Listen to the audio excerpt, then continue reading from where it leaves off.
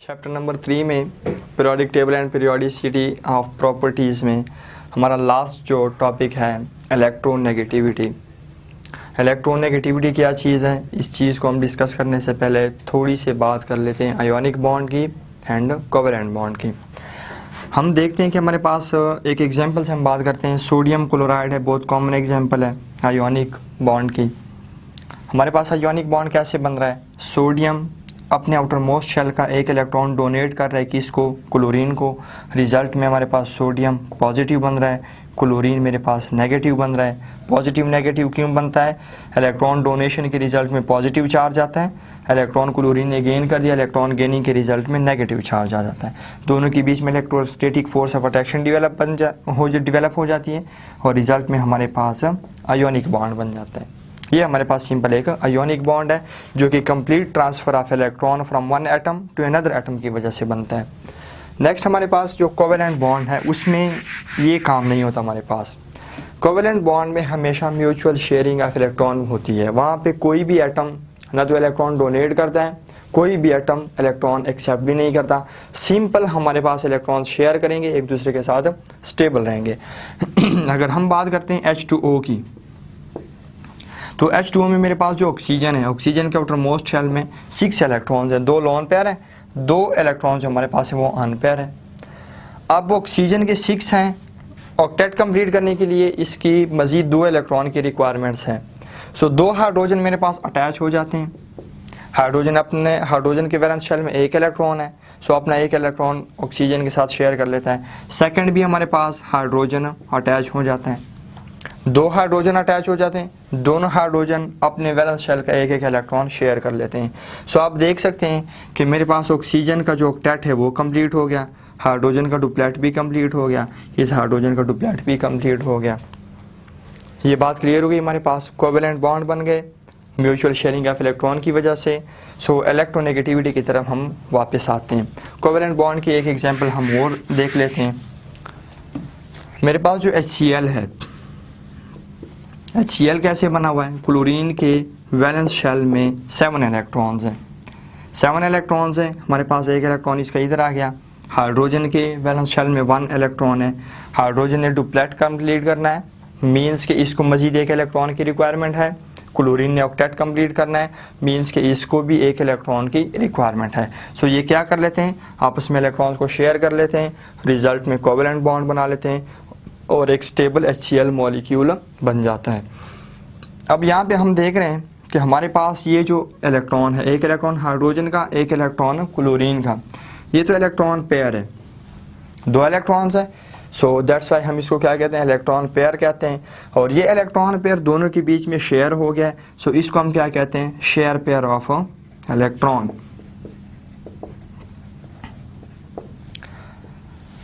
Covalent bond में, ionic bond में electron donate होता है, पॉजिटिव चार्ज आता है, इलेक्ट्रॉन गेनिंग होती है, नेगेटिव चार्ज आता है।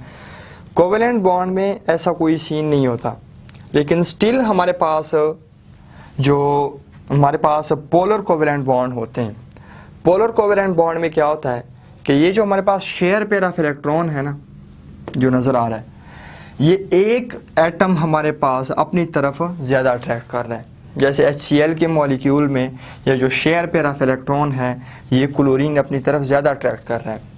अपनी तरफ ज़्यादा अट्रैक्ट करने के रिजल्ट में हाइड्रोजन के ऊपर पार्शल पॉजिटिव चार्ज आ जाता है, क्लोरीन के ऊपर पार्शल नेगेटिव चार्ज आ जाता है। सो इस चीज़ को, ये जो शेयर पेयर ऑफ इलेक्ट्रॉन को अपनी तरफ ज़्यादा अट्रैक्ट करने की जो एबिलिटी है, इसको हम कहते हैं इलेक्ट्रोनेगेटिविटी।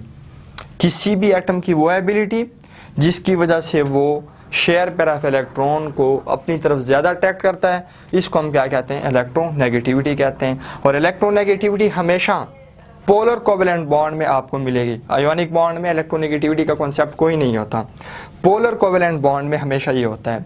नॉन पोलर में भी नहीं होता, क्योंकि नॉन पोलर, सपोज हम एक एग्जांपल डिस्कस करते हैं, मेरे पास H2 है, H2 मीन्स हमारे पास हाइड्रोजन है, सेकंड भी मेरे पास हाइड्रोजन है, इस हाइड्रोजन का भी 1 इलेक्ट्रॉन है, इस हाइड्रोजन का भी 1 इलेक्ट्रॉन है, ये हमारे पास शेयर पेयर ऑफ इलेक्ट्रॉन है, दोनों सेम हाइड्रोजन है, जितनी टेंडेंसी इसकी है, जितनी ताकत इस हाइड्रोजन की है, उतनी ताकत इसकी भी है। बात क्लियर हो गई। सेम एटम्स हैं, दोनों की इलेक्ट्रोनेगेटिविटी सेम है, जितने फोर्स के साथ ये हाइड्रोजन इस शेयर पेयर ऑफ इलेक्ट्रॉन को अट्रैक्ट कर रहा है उतने फोर्स के साथ ये भी अट्रैक्ट कर रहा है। सो यहाँ पे हमारे पास कोई पार्शियल पॉजिटिव पार्शियल नेगेटिव का कॉन्सेप्ट नहीं बनता, कोई इलेक्ट्रोनेगेटिविटी का कॉन्सेप्ट नहीं बनता। यहाँ पे हमारे पास जो पोलर कोवेलेंट बॉन्ड होते हैं उसमें जो शेयर पेयर ऑफ इलेक्ट्रॉन होता है वो एक एटम अपनी तरफ ज़्यादा अट्रैक्ट करता है। ज़्यादा अट्रैक्ट करने के रिजल्ट में partial positive partial negative develop हो जाते हैं। सो ये जो अट्रैक्शन है कि शेयर पेयर ऑफ इलेक्ट्रॉन कोई भी एक एटम अपनी तरफ ज़्यादा अट्रैक्ट करता है, एटम की इस एबिलिटी को हम क्या कहते हैं, इलेक्ट्रोनेगेटिविटी कहते हैं। अब इलेक्ट्रोनेगेटिविटी जो है उसका ट्रेंड हमारे पास क्या है पीरियोडिक टेबल में, हम उसको डिस्कस करते हैं। हमारे पास जो पीरियड में फर्स्ट ऑफ ऑल हम इसको डिस्कस करते हैं। बुक में हमारे पास लिखा हुआ है पीरियड नंबर 2 के एलिमेंट्स लिए हुए इन्होंने, ठीक है। पीरियड नंबर 2 में हमारे पास है lithium, beryllium, boron, carbon, nitrogen, oxygen, fluorine. So first of all जो लिथियम की इलेक्ट्रोनेगेटिविटी है वो इन्होंने दी हुई हमारे पास 1.0 है। नेक्स्ट हमारे पास इसकी बेरिलियम की इलेक्ट्रोनेगेटिविटी 1.6 है, बोरॉन की इलेक्ट्रोनेगेटिविटी 2.0 है और हमारे पास कार्बन की जो इलेक्ट्रोनेगेटिविटी है वो है 2.6, नाइट्रोजन की इलेक्ट्रोनेगेटिविटी है 3 और ऑक्सीजन की हमारे पास इलेक्ट्रोनेगेटिविटी 3.4 है एंड फ्लोरीन के अगेन हमारे पास ये कंप्लीट 4 इलेक्ट्रोनेगेटिविटी आ गई। पीरियोडिक टेबल में सबसे ज़्यादा इलेक्ट्रोनेगेटिविटी है फ्लोरीन एटम की जो कि है 4।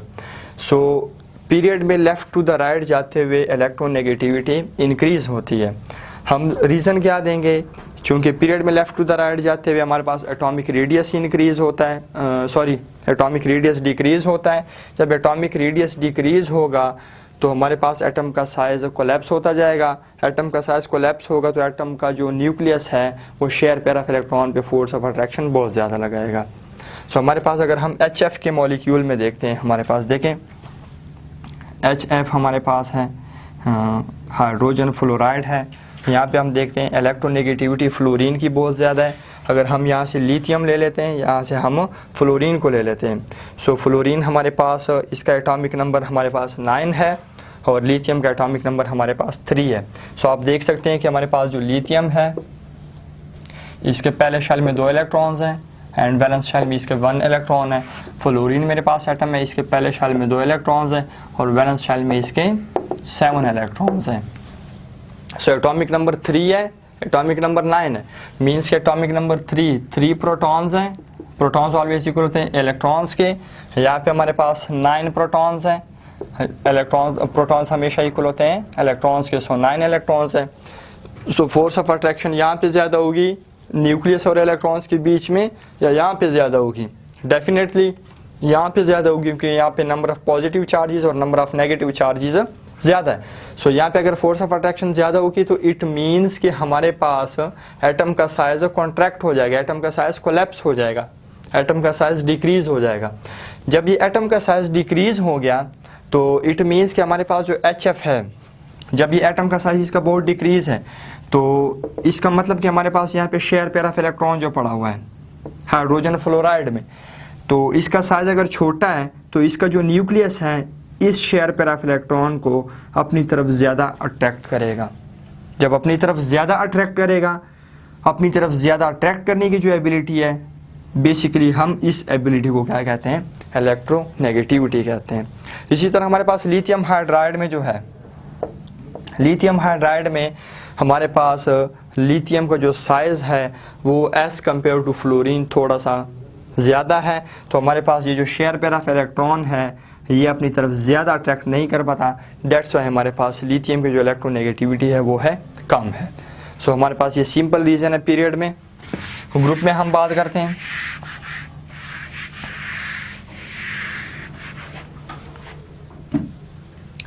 अगर हम ग्रुप में टॉप टू द बॉटम जाते हैं तो हमारे पास इलेक्ट्रोनेगेटिविटी क्या होती है, डिक्रीज़ होती है। टॉप टू द बॉटम हम जा रहे हैं, सपोज हमारे पास है फ्लोरीन, क्लोरीन, ब्रोमीन, आयोडीन, ये हमारे पास हैलोजन फैमिली है। हम टॉप टू द बॉटम जा रहे हैं। एटम का साइज़ हमारे पास एटम का साइज़ हमारे पास इंक्रीज़ होगा। जब एटम का साइज़ इंक्रीज़ होगा इलेक्ट्रोनेगेटिविटी ऑटोमेटिकली डिक्रीज़ हो जाएगी। कैसे? फ्लोरीन जो है हमारे पास पीरियड नंबर 2 से बिलोंग करता है, जबकि हमारे पास आयोडीन जो है वो हमारे पास पीरियड नंबर 5 से बिलोंग करता है। अब हम बात करते हैं, ये हमारे पास फ्लोरीन है, एटॉमिक नंबर हमारे पास 9 है और हमारे पास इसके कितने शेल्स हैं, 2 ही शेल्स हैं। आयोडीन चूँकि बिलोंग करता है हमारे पास पीरियड नंबर 5 से, सो इसके कितने शेल्स बनेंगे, मेरे पास आयोडीन है पीरियड नंबर 5 से बिलोंग करता है, सो इसके शेल्स बनेंगे 5, 3, 4 एंड 5। सो आप देख सकते हैं कि हमारे पास जो फ्लोरीन और आयोडीन के साइज़ में कितना कंपैरिजन है, कंपैरिजन कोई है ही नहीं, just like football and tennis ball. So जब हमारे पास साइज़ डिक्रीज़ होता जाएगा तो हमारे पास इलेक्ट्रोनेगेटिविटी इंक्रीज़ होती जाएगी, लेकिन जब साइज़ इंक्रीज़ होता जाएगा तो इलेक्ट्रोनेगेटिविटी हमारे पास डिक्रीज़ होती जाएगी। रीज़न क्या है कि अगर हमारे पास हाइड्रोजन आयोडाइड है, HF है मेरे पास, वो तो केस हमने ऑलरेडी डिस्कस कर लिया है, लेकिन अगर हमारे पास हाइड्रोजन आयोडाइड बन रहा है, HI हमारे पास बन रहा है, तो हमारे पास HI जो बन रहा है आप देख सकते हैं, मैं यहाँ पे लिख देता हूँ हाइड्रोजन आयोडाइड। HF का केस हम ऑलरेडी डिस्कस कर चुके हैं। हाइड्रोजन आयोडाइड के केस में देखें ज़रा, यहाँ पे भी आयोडीन क्या करता है, हमारे पास आयोडीन है, हाइड्रोजन के साथ इसने शेयर पैराफ इलेक्ट्रॉन है इसका। आयोडीन जो है इस शेयर पैराफ इलेक्ट्रॉन को अपनी तरफ अटैक करता है, लेकिन ज़्यादा नहीं कर सकता। ज़्यादा क्यों नहीं कर सकता, इसके नंबर ऑफ शेल्स बहुत ज़्यादा हैं, इसके अपने वैलेंस शेल के इलेक्ट्रॉन पे फोर्स ऑफ अट्रैक्शन बहुत कम है। क्यों, इनर शेल के इलेक्ट्रॉन की वजह से, इफेक्टिव न्यूक्लियर चार्ज की वजह से, शील्डिंग इफेक्ट की वजह से।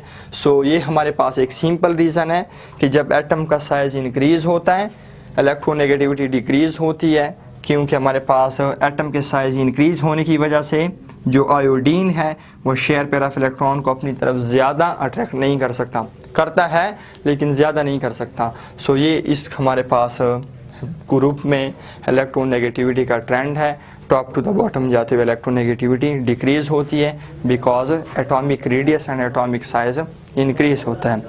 अच्छा, यहाँ पे इन्होंने फ्लोरीन की जो इलेक्ट्रोनेगेटिविटी है वो है 4 और क्लोरीन की जो इलेक्ट्रोनेगेटिविटी गिवन है वो हमारे पास 3.5। आप देख रहे हैं ग्रेजुअली हमारे पास इलेक्ट्रोनेगेटिविटी डिक्रीज़ हो रही है।